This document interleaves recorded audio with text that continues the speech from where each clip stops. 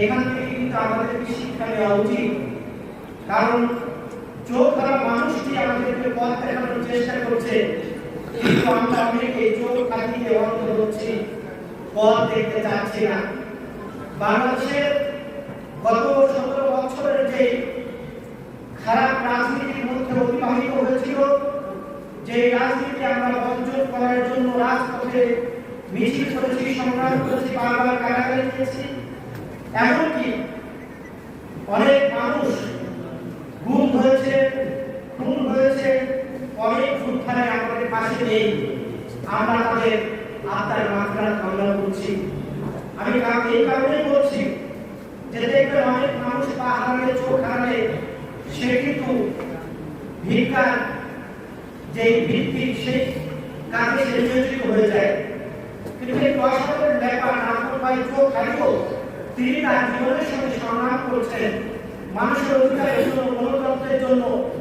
আজকে আমাদের এখানে আমরা যারা রাজনীতি কর্মী তাদেরকে অনুরোধ করতে চাই, নাজমুল ভাই কিন্তু আমাদের একটি প্রতীক, তিনি আমাদের পথ দেখাচ্ছেন।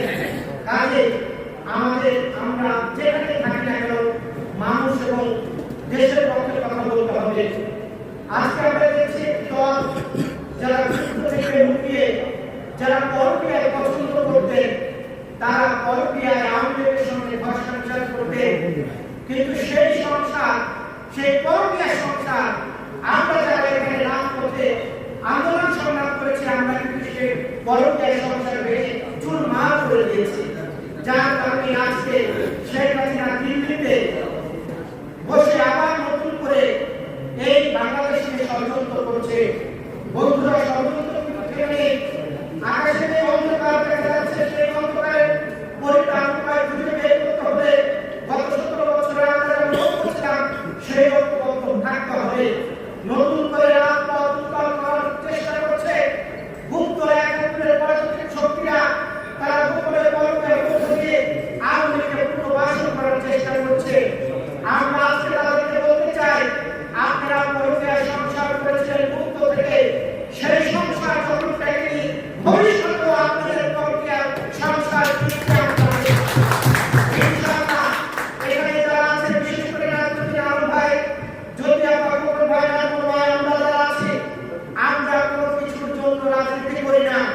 আমরা রাজনীতি করি বাংলাদেশের মানুষের অধিকারের জন্য, আমরা রাজনীতি করি বাংলাদেশের সার্বভৌমত্ব রক্ষার জন্য, আমরা রাজনীতি করি গণতন্ত্রের জন্য।